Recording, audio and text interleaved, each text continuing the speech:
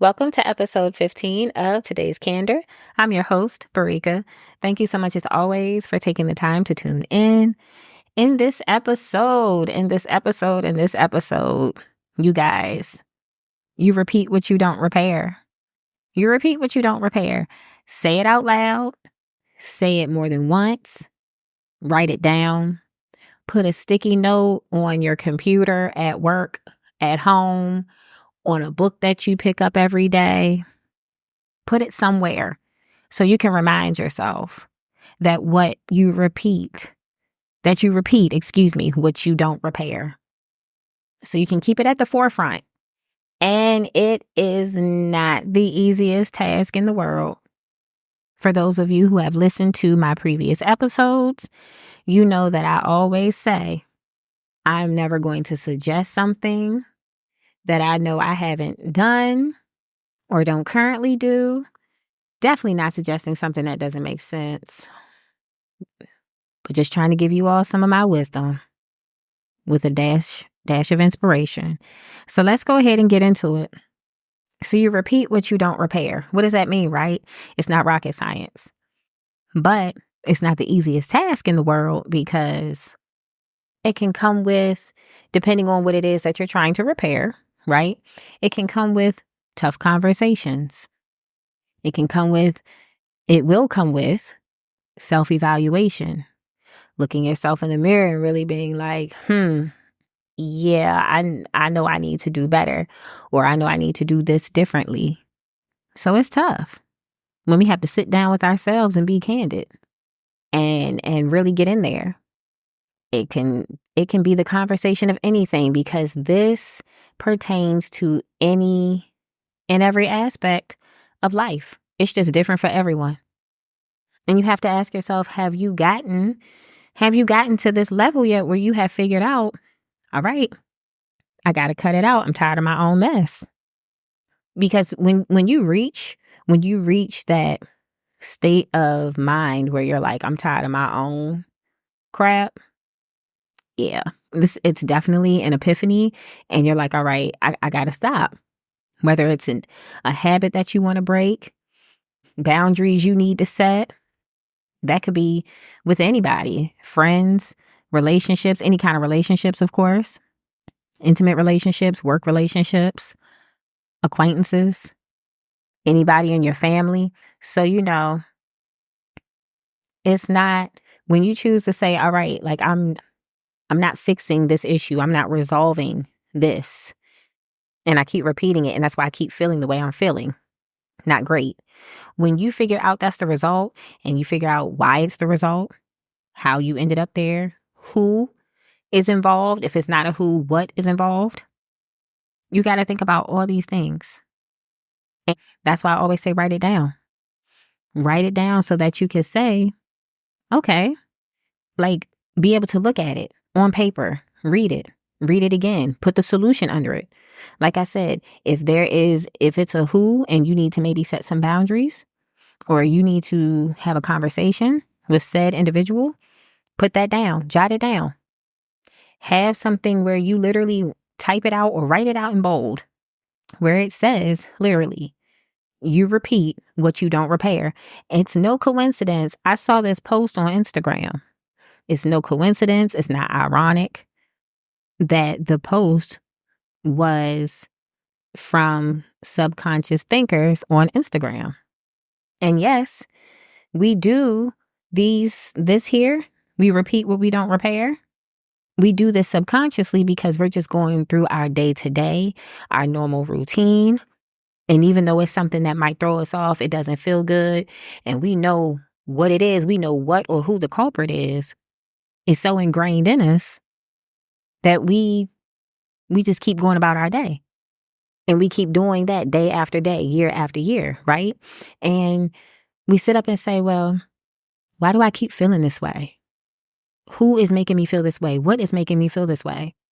Whether, like I said, it might be something about budgeting, fixing your finances, but whatever it is that you're repeating, oversharing, overeating. If you're saying, if you feel like you have a bad relationship with food, And you're like, I need to stop. When I do this, when I overeat, it makes me feel a certain way and I don't like it. If you're saying these things and you're not fixing it, you're going to continue to feel that way.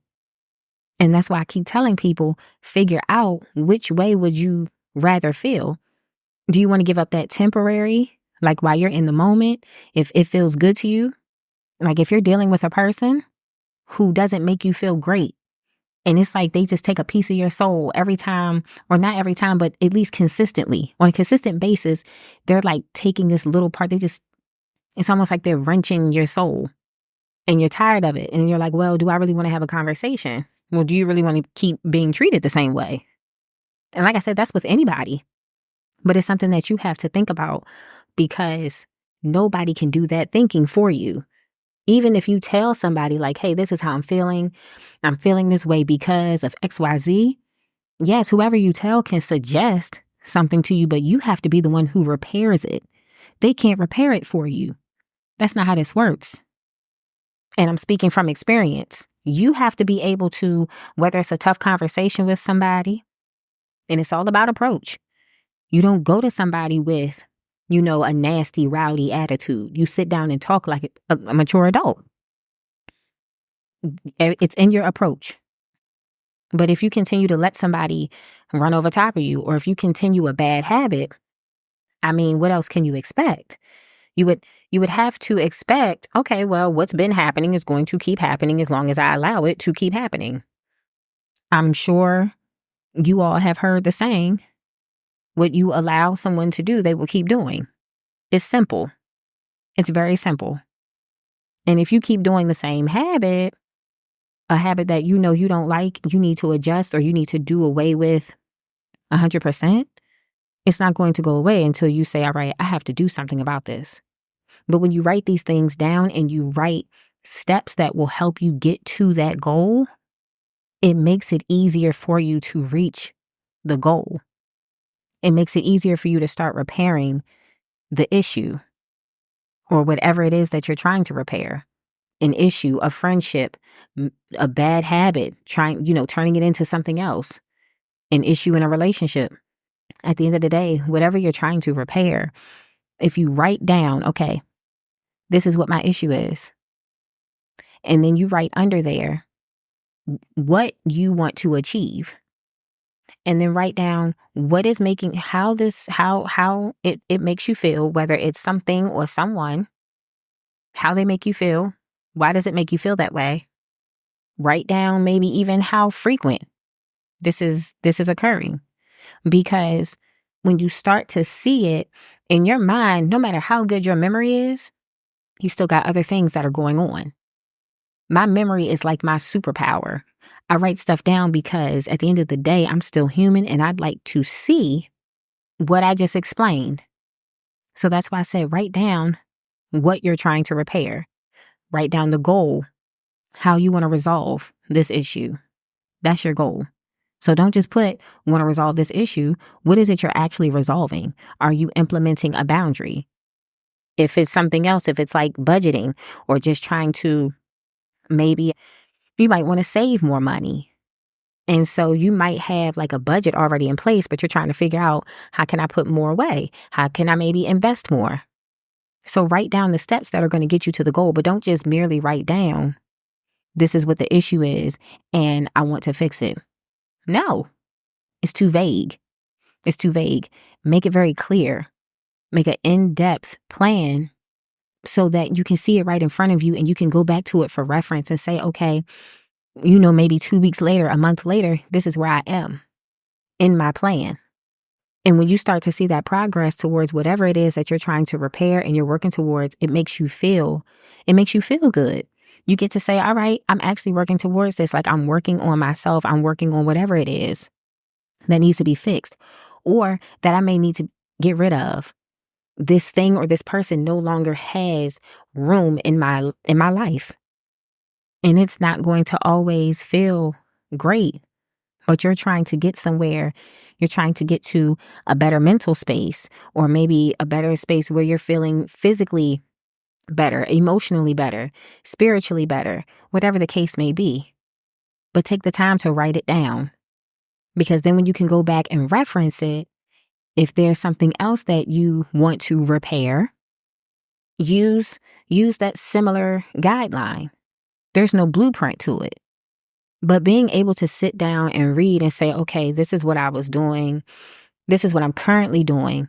This is what I want to resolve, fix, get rid of. This is how I'm going to feel better. And as I always say, this is coming from personal experience because I have things that I've had to say. What is making me feel this way that I don't want to feel? What or who is doing this? Who am I allowing to get under my skin this badly and irritate me like so? And you, depending on, of course, who you're around, I always say it's the company you keep. It's not that you necessarily have to share that you're going on this journey, unless, of course, you're comfortable with doing so with whoever you're comfortable with. But let's say you choose to keep it to yourself. Maybe it's something very sacred to you, something very near and dear to your heart. But you still get to observe other people's actions and see how maybe they maneuver and navigate, because maybe what you're trying to repair, they already have down pat. So you might be able to pull a little bit from what they're already doing.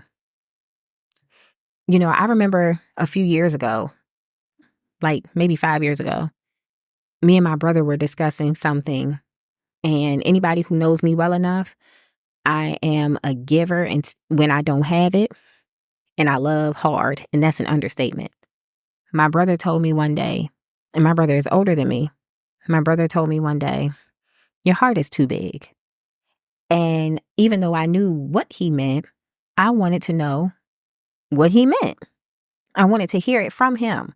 So even though I knew what he meant, I knew what he was getting at, I knew what he was saying, I wanted to hear from him like, well, I was taken aback. Like, what do you mean my heart is too big? Like, that's possible?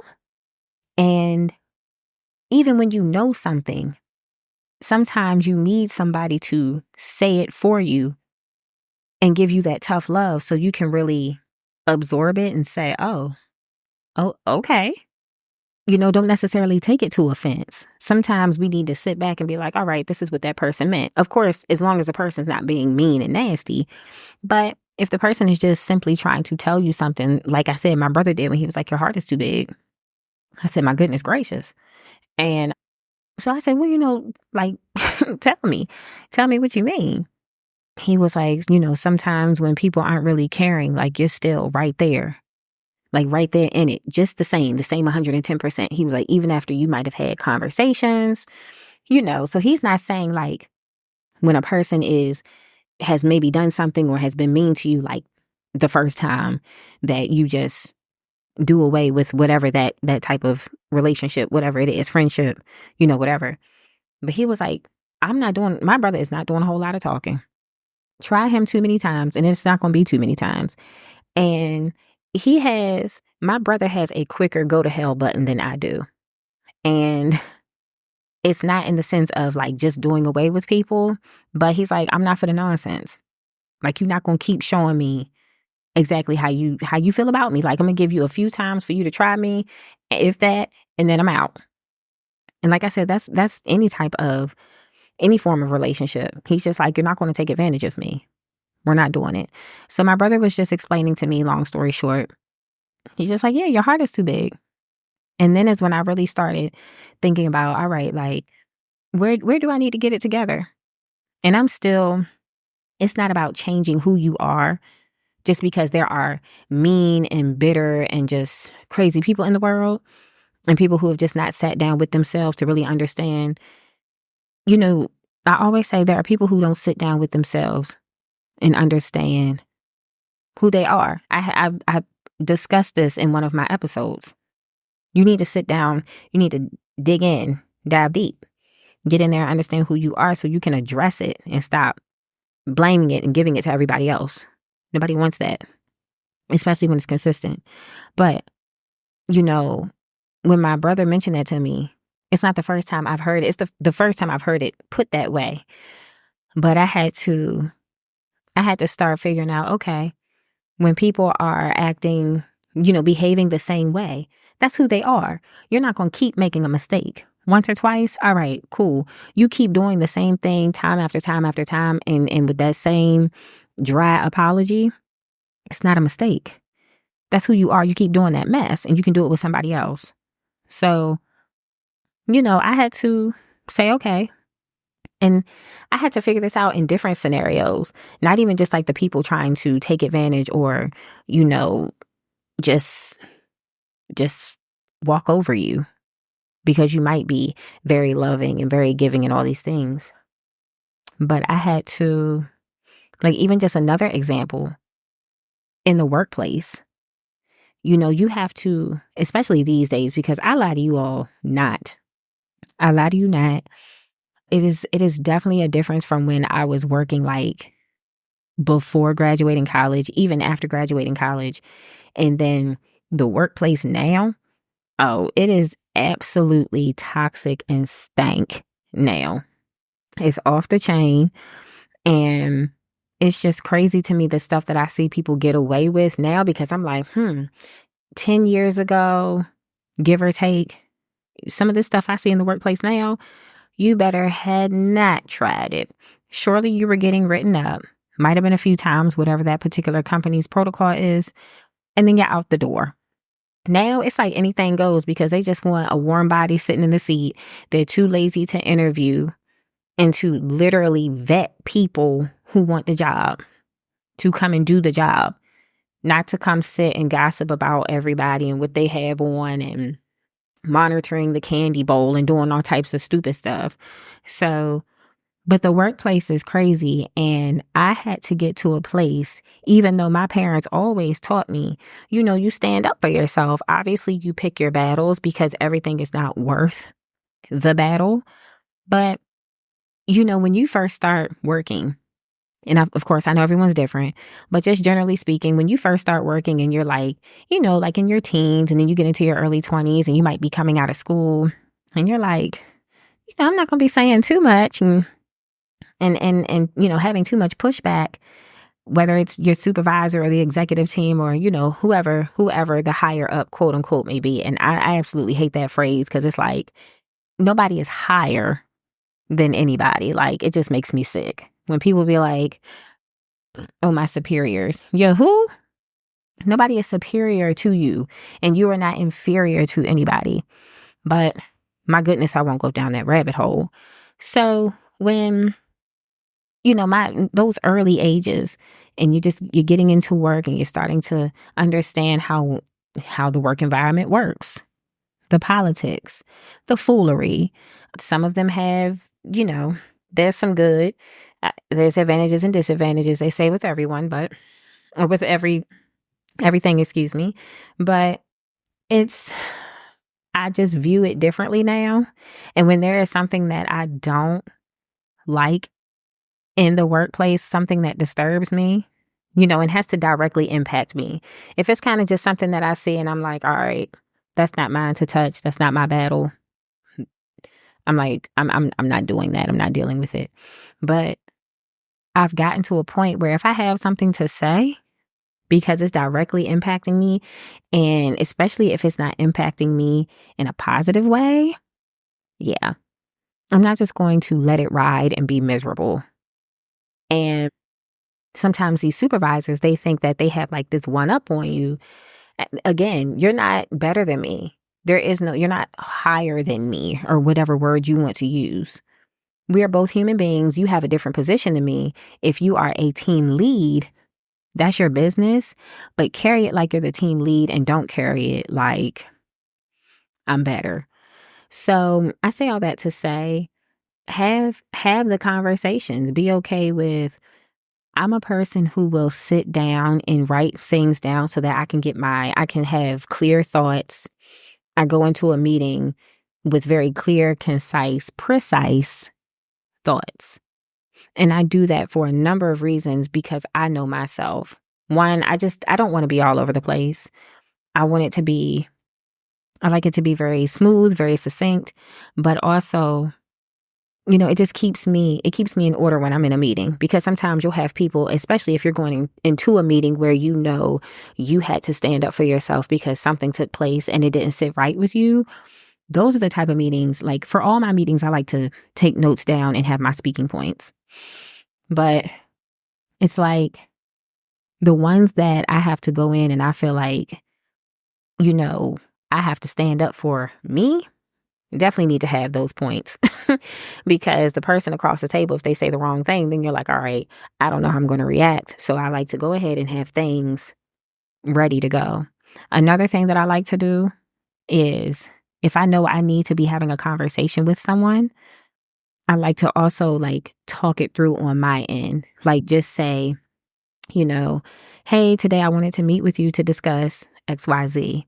And of course, you don't know what the other person is going to say. You don't know their reactions, but I like to do it because it just helps me get it out, hear it out loud and figure out, okay, does this sound better than this way?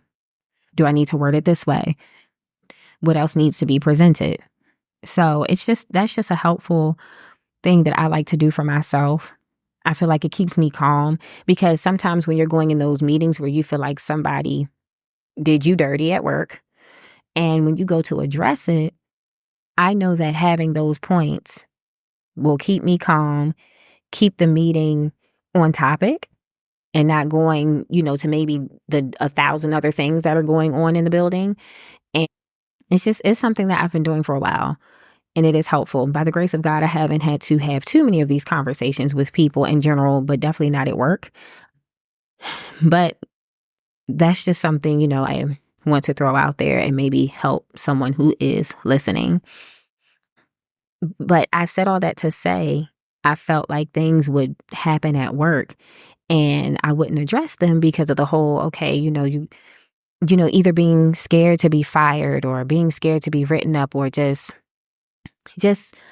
things that weren't supposed to happen to you. And of course, I know there's all these rules and EEOC and OSHA this and blah blah blah, but at the end of the day, like these jobs, these companies are looking out for themselves. And at the end of the day, I know there's the laws and what you should and should not do to employees and how you shouldn't mishandle them, but unless you really got somebody in your corner, who wants to play the game?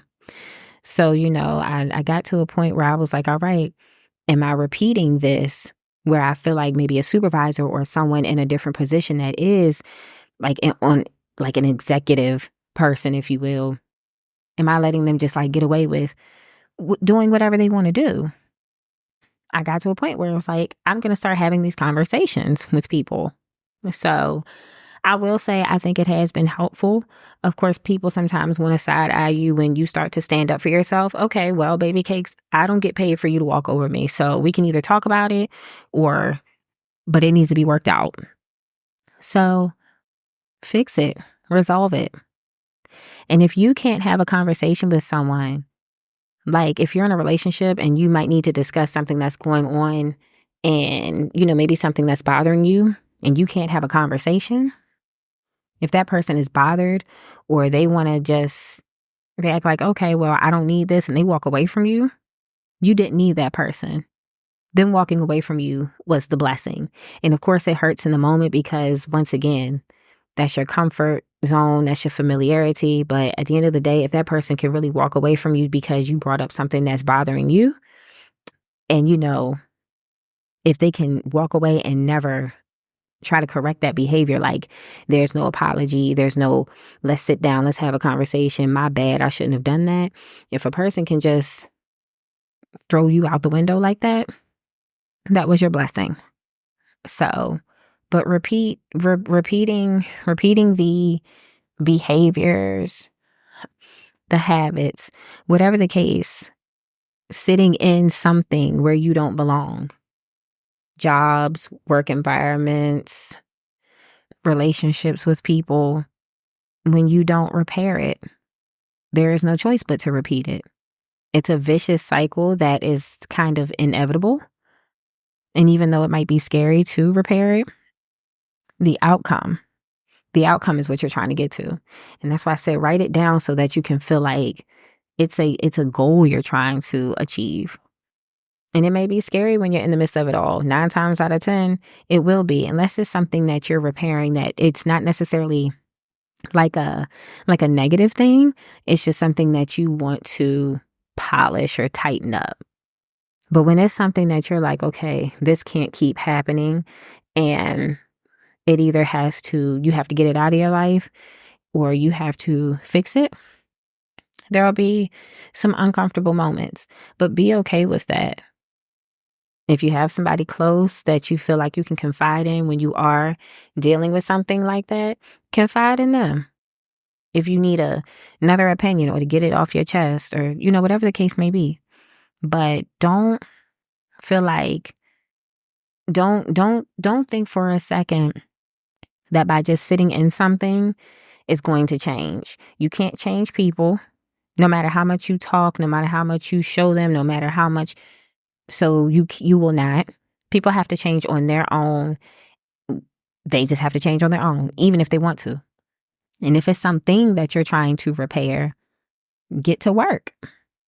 Get to work. It's not going to be easy, but just get to work. Write it down. Figure out what you need to do, what you need to put into it, what you need to fix. Is there somebody who can be your accountability partner? But when you say things out loud and you repeat it to yourself so you can see how good or crazy or bad it sounds, say it out loud and write it down so you can hear it and so you can read it. And you might have to ask yourself, what am I doing or what have I been doing and how do I change it and change it fast? But we repeat what we do not repair. It's something serious. So as always, continue to follow, like, and share. And on Instagram, of course, at Today's Candor. Thank you as always for taking the time to tune in. Share with everyone that you know. Somebody needs to hear something. Somebody needs to hear something in these episodes, and they need to hear it with a neutral voice, a neutral perspective. So get into it, share it, and until next time, stay safe and stay candid.